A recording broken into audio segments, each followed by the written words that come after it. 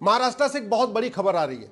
महाराष्ट्र के पुणे में 900 एकड़ जमीन पे घुसपैठियों ने कब्जा कर लिया, लैंड जिहाद कर लिया। और ये सारा का सारा लैंड जिहाद हुआ जब वहां सेकुलर सरकार थी।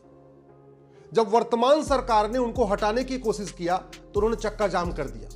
जब वहां बुलडोजर लेके पहुंचे, रास्ते में बुलडोजर को रोक दिया। और हिम्मत देखिए कि ये सारे के सारे जो घुसपैठिए थे ये फिर मुंबई हाईकोर्ट पहुंच गए और एक दो नहीं 30 PIL फाइल किया।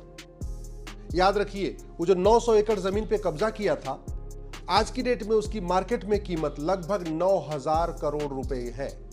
एक एकड़ जमीन वहां आराम से 10 करोड़ की बिक जाती है। तो यानी 900 एकड़ जमीन पे कब्जा किया तो 9,000 करोड़ रुपए की जमीन पे कब्जा कर लिया। केवल लैंड जिहाद नहीं हुआ, केवल घुसपैठ जिहाद नहीं हुआ, वहां से लब जिहाद भी चल रहा था। वो लब जिहाद का भी केंद्र बन गया था। इनके लड़के जो वहां पे जो बांग्लादेशी रोहिंग्या थे, दिन भर अच्छे अच्छे कपड़े पहन के, उनको फंडिंग आ रही थी, वहां से बाइक खरीद उनको नई नई मिल रही थी और देश के वहां पुणे के शहरों में घूमते रहते थे, कॉलेज के आसपास चक्कर लगाते रहते थे और कोशिश कर रहे थे लब जिहाद की। ड्रग्स जिहाद का अड्डा बन गया था।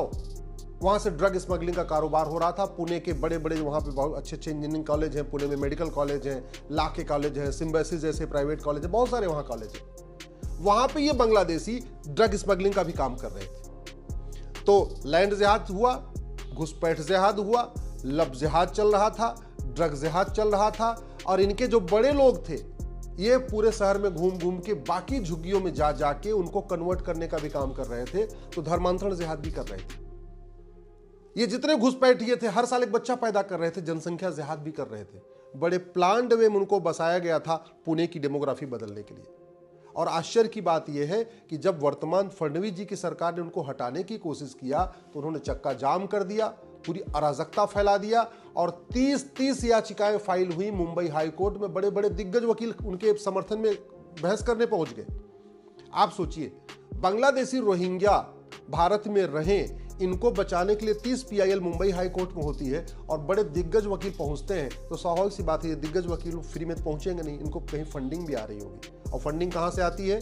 खाड़ी देशों से हवाला के जरिए आती है, पश्चिम देशों से FCRA के जरिए आती है और जो खुद अंदर भारत में ड्रग जिहाद चल रहा है, जो ड्रग स्मगलिंग का कारोबार से जो पैसा आ रहा है, उससे भी इनको पूरा पैसा मिल रहा है। इनको पैसे कोई कमी तो है नहीं। मैं धन्यवाद दूंगा मुंबई हाईकोर्ट के दोनों जजेस को, जस्टिस AS गडकरी और जस्टिस कमल खाटा, जिन्होंने फैसला दिया कि नहीं, आपने अवैध निर्माण किया है, सरकार ने बिल्कुल सही काम किया।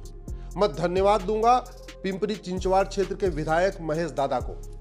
महेश दादा ने बड़ी हिम्मत से काम किया। नहीं तो जनरली जो सांसद विधायक जब वोट के चक्कर में ऐसे काम करते नहीं, महेश दादा ने पूरा का पूरा अपना दम लगा दिया। महेश दादा ने पूरी अपना पूरा परिश्रम लगाया कि ये झुग्गी खाली हो और झुग्गी यहां से हटे।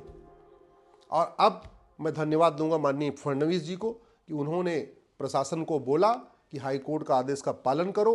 हाईकोर्ट के आदेश पे पूरा मनसा वाचा कर्मणा पालन होना चाहिए और अब वो 900 एकड़ जमीन खाली हो गई है। ये घटना केवल पुणे की नहीं है, ऐसे आपको हर जिले में एक एक दो झुग्गियां मिलती जा रही हैं। हर जिले में एक एक दो झुग्गियां बन रही हैं।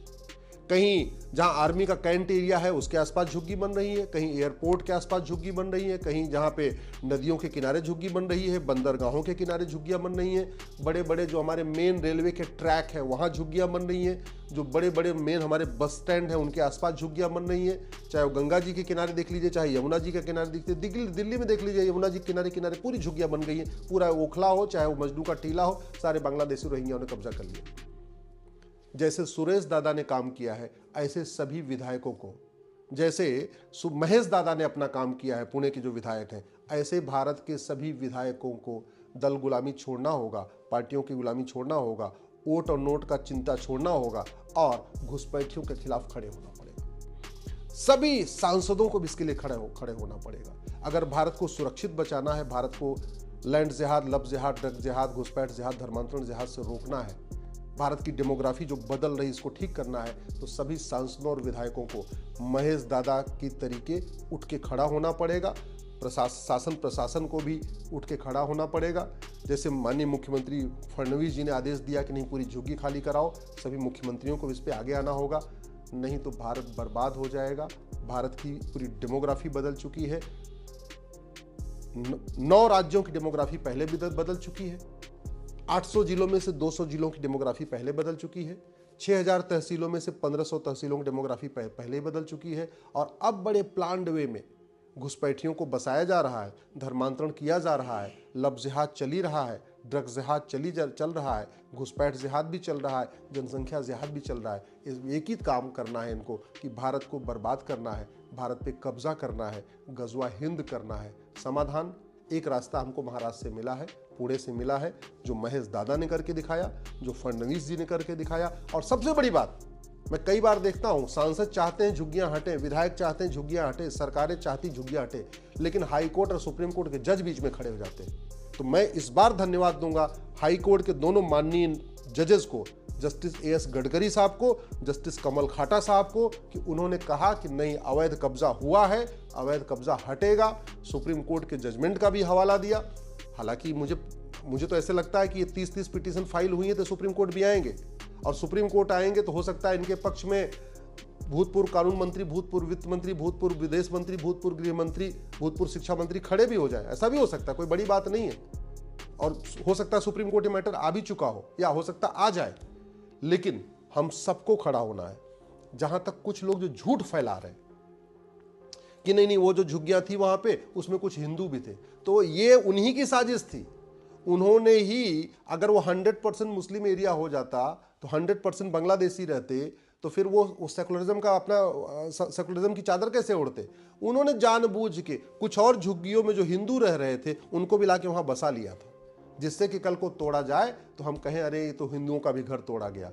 अरे भैया, अवैध निर्माण होता है, उसमें ऐसे नहीं कर सकते कि अवैध 900 एकड़ जमीन पे कब्जा हो गया है तो अगर 900 परिवार बांग्लादेशी हैं तो 10 परिवार उसमें हिंदू हैं तो उनको छोड़ दिया जाएगा। जब शासन प्रशासन काम करता है तो किसी का चेहरा देख के नहीं करता, फिर ये नहीं देखता है वो अवैध निर्माण था, उसको हटाना जरूरी था। फडणवीस जी को धन्यवाद, हाई कोर्ट के दोनों जजों को धन्यवाद, पिंपरी चिंचवाड़ के विधायक महेश दादा को धन्यवाद, और बाकी सारे सांसदों विधायकों से निवेदन है कि अपने अपने क्षेत्र में झुग्गी बस्तियों को पहचानें। सभी पार्षद प्रधान भी इस काम पे लग जाए और भारत को सुरक्षित बनाएं।